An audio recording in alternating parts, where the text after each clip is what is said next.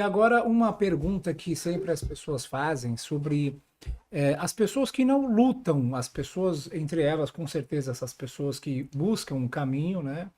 Buscam um sustento lícito. No entanto, geralmente nessas guerras, esse tipo de conflito que acontece, muitas pessoas inocentes também morrem em um bombardeio, crianças, especialmente o que a gente está percebendo nesse último ano na Infelizmente. guerra contra o genocídio contra a Palestina, agora contra o Líbano, milhares de pessoas estão perdendo a vida como civis, pessoas que não, a gente não pode dizer que não tem nada a ver, né? Mas eles são pessoas que não têm a intenção armada de combater o outro lado, né? São pessoas civis. Essas pessoas são consideradas mártires também? Claro, claro. Eles foram mortos pelos Eles inimigos. sofreram uma É, injustiça, uma perderam a justiça. vida Sim, por uma claro, opressão. claro. Felizmente, a Nasser agora parece, às vezes eu penso assim, os números ficou muito normal para nós, foi normalizado. Meu Deus. Ah, tudo bem, aconteceu caiu uma bomba, morreu 100 pessoas. Anteontem era 200. Esse é um problema, né? Esse é o A Nasser principal até problema. agora, não sei, morreu quantos mil Quarenta e crianças? dois mil, Não, mais de. crianças quantos? São 20 ou 25 mil, eu acho. Fala. É um número enorme. Isso aí, na verdade, Sheila, Durante um ano só, é uma durante um ano. limpeza étnica. Isso, com certeza, está confirmado por todos os tribunais, por todas as, por todos os analistas, professores de direitos internacionais, eles chegaram à conclusão de que tudo que está acontecendo na Palestina, no Líbano, é uma limpeza étnica. Eles estão querendo apagar aquela etnia, aquelas pessoas, querem tirar eles, né, para eles não poderem se Abrir o espaço. para crescer, né, o número, porque na verdade a Palestina não é de hoje. A Palestina está há mais de 76 anos sofrendo esta ocupação, esta injustiça, e de lá para cá milhares de pessoas perderam a vida, fora os milhões que foram expulsos Não tem mais como de uma voltar para o forma país. e não podem mais voltar. Então a gente percebe que existe um plano muito grande, mais do que um plano territorial, né? De querer apenas ocupar aquela terra, mas sim querer expandir. Não sei se o senhor percebeu, existe um mapa que fica É, sim. no uniforme, né, dos soldados sionistas, que ele tem um mapa do grande estado, né, que eles chamam, do Nilo, do rio Nilo, até o Eufrate. Toda essa região é o É, plano deles, né, de querer ser ocupado. E parece que essa resistência do povo está indo contra este plano, sim. está resistindo a essa ocupação.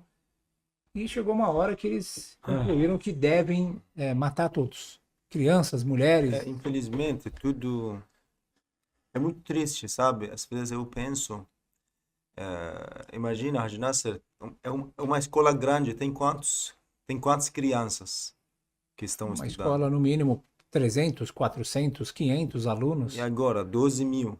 Meu 12 Deus, mil crianças. 12 mil crianças. São mais de 20, 30 escolas. Imagina, 20, 30 escolas foram demolidas completamente.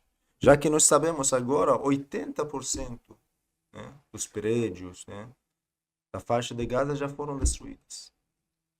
Não, foi 80%. apagada, foi apagada. É A uma gente limpeza fala do étnica. martírio, a gente fala sobre a importância, o quanto é importante essa pessoa tem todos os seus pecados perdoados, ganha uma posição muito grande, só que o ser humano ele não pode, não pode se jogar simplesmente perante para ser sacrificado sem nenhuma causa, né? Não pode praticar essa prática, colocar sua vida em risco, né? Porque eu quero ser martirizado, ele vai lá e se joga para morrer, né? Isso é um suicídio, né? Como o Claro, profeta. olha, tem uma coisa, o que deixa muito triste, o que me deixa muito triste, parece que o mundo está em silêncio. Isso é que deixa a gente muito, muito triste. No século XXI está acontecendo essa limpeza étnica, como o senhor falou. Mais ou menos 50 mil pessoas, um número tão grande. 80% de uma cidade já 100% destruída, né? 80% dos prédios. Então, quantas famílias, alguns dias atrás eu estava vendo, é uma notícia muito pequena, 900 famílias, todos os membros foram mortos. Meu Deus, 900 famílias desapareceram desse mundo. meu Deus. Acabou. 900 famílias. É muita É coisa. muita coisa. Não, mas Pai, essa mãe, questão, Sheik, filhos, irmãos, irmã, tudo. essa questão que o senhor mencionou sobre a normalização, isso é um perigo, porque isso é uma tática. Eu lembro que quando o primeiro hospital foi atacado no ano passado, nossa, manifestações em todo o mundo, todas as organizações se pronunciaram, falaram, condenaram. E aí? E depois? Alguns dias depois, mais um hospital foi atacado. Alguns dias depois, mais um hospital foi atacado. E assim por diante. Hoje estão atacando todo dia, toda semana, né? Para não falar todo dia, a cada semana, a cada 2, 3 semanas, um hospital é atacado. E parece que virou uma coisa normal, aquilo que o senhor falou, né? Que infelizmente isso não pode acontecer. E o mártir, aquele que luta pela causa de Deus, ele defende estas pessoas oprimidas. Ele defende o lado do oprimido. Ele resiste à opressão e quando ele morre pela causa de Deus, ele ganha essa grande posição. Agora, entre os mártires, existe também posição? Claro. Como é que funciona isso? Temos, olha, esse sacrifício que estamos falando, uma pessoa se sacrifica no caminho de Deus pelos seus bens, pela sua família, pela sua alma. Ele deixa tudo que tem no caminho de Deus, né? Nós temos o exemplo mais nobre do martírio, o exemplo do Imam al-Hussein alayhi salam, que ele é considerado o senhor dos mártires, né? Sim. Sayyid al-Shuhada, senhor dos mártires. É um homem que deixou tudo. Para falar a verdade, qualquer um que seja um mártir, qualquer um que dá sua vida no caminho de Deus, parece Imam al-Hussein tem uma fila, tem uma comunidade, né? Exatamente, eu isso que ia falar. Parece que existe uma ala, É. um terminal, né? Um grupo, é um lugar onde ficam os mártires. Pronto, aqui E o comandante desse é o Imam al-Hussein. Imam al-Hussein, Que belo, é muito que interessante. belíssimo. Quando a gente estuda a história do Imam al-Hussein alayhi salatu wassalam, ele no caminho de Deus para estabelecer a verdade, para não aceitar a opressão, né? Ele foi martirizado, oprimido de uma forma muito cruel, né? Agora eu lembrei de um dito, desculpa, Sheikh, eu acho que do Imam Sadiq, alayhi salam, que ele fala o seguinte, a posição do Imam Zayn al-Abidin, eu acho, ele Sim. fala sobre o tio, Abul Fadl al-Abbas, ele fala que Sim. o meu tio, ele possui uma posição entre os mártires que é muito desejada por eles, Yarbituhu, Não, é muito desejado pelos Pelos- os demais mártires. pelos próprios mártires. Quando vejo Ou esse seja, nível, isso já nos mostra que entre os próprios mártires existem várias categorias, várias classes, né? sim, Pessoas que vai depender de quanto eles se sacrificaram, quanto eles sofreram, né? O que eles ofereceram pela causa de Deus, é né? verdade. Que belo. Dependendo, como falei, dependendo do sacrifício que eles. Imagina alguém, como agora falei, 900 famílias, aquele que deu tudo. Meu Deus. Seus irmãos, seu pai, sua mãe, Sua casa, sua seus casa, bens, sua tudo. vida. É. Em Existem vez- famílias, eu lembro que no Irã, durante a guerra, inclusive o Irã também foi um dos países que sofreu muito ao longo de seus primeiros anos, né, Sheik, com essa. Depois da Revolução Depois da Islâmica. Revolução Islâmica, com essa questão do terrorismo, né? Existe um livro aqui que o senhor trouxe, depois eu quero mostrar um pouco, sobre. São mais de 17 mil vítimas, tô certo ou tá errado? Mais de 17 mil, vamos mostrar um De pouco aqui o terrorismo livro. lá no Irã. Mais de 17 mil pessoas foram vítimas de terrorismo nos primeiros anos da Revolução Número Islâmica. muito grande. E eles foram martirizados, foram mortos por grupos terroristas por defenderem a Revolução Islâmica, por defenderem a causa do Estado, né, e a causa de Deus, né? Aqui, ó, A maioria são crianças e tem mulheres, muitos infelizmente. crianças. Aqui tem crianças, tem soldados, tem funcionários públicos, professores, até mulheres, né, Sheik? Mulheres do lar. Sim. Essa é uma lista, é um livro que. Aqui, ó. É um livro com o nome e as informações de 17. É tão legal essas informações serem registradas para as próximas gerações saberem, né? Que não é fácil um país como o Irã, a República Islâmica do Irã, alcançar esta posição e este nível que está agora, né?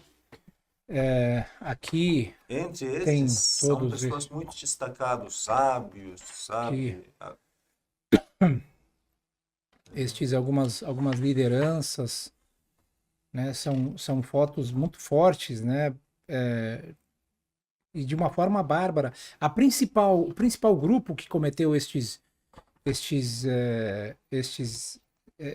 São atentados, todos nomes, né? aqui a grande maioria são nomes, mas os principais grupos que foram, aqui o Ayatollah Madani, né, que foi uma das lideranças da oração de sexta-feira, não foi, Sheik? Sim. O principal grupo que cometeu esses atentados, ou são vários grupos? São vários grupos, mas a grande parte deles foram assassinados, sabe, perderam a vida nessas operações terroristas feitas pelos... Tem um partido que se chama Mujahedin Khalq, ou seja, o Partido Comunista Radical do Irã. Que estão hoje, na verdade, eu acho que em um país da Europa, né? Na França, estão na França. Né? Eles estavam na época do Saddam Hussein no Iraque. Saddam Hussein tinha concedido um grande espaço, né? Eles tinham tanque, tinham lugar onde eles treinavam. Estavam preparados, né? Para qualquer preparados. momento queriam entrar no Irã, mas graças a Deus, pela sabedoria da liderança, das lideranças iranianas, graças a Deus, o Irã passou dessa etapa, então não tem mais perigo. Mas naqueles primeiros anos eles depois continuam, da Revolução... os países ocidentais, claro, inimigos de uma do forma Irã, espionagem, eles estão ainda usando estão eles, fazendo. né? Mas nos primeiros anos, era um terror muito grande. Entre homens governamentais, por exemplo, o primeiro presidente da República Islâmica do Irã, Shahid Rajai, perdeu sua vida. Pelo atentado deles. Sim, eu acho que tem um atentado, um dos maiores atentados que aconteceu no Irã na época, foi naquele que foram perdidos 72 pessoas, né? Entre eles parlamentares, o presidente do Irã, o primeiro-ministro, certo? Muito interessante, o supremo líder atual, Ayatollah Khamenei, hoje em dia o supremo líder, ele também foi atingido. Quase morreu.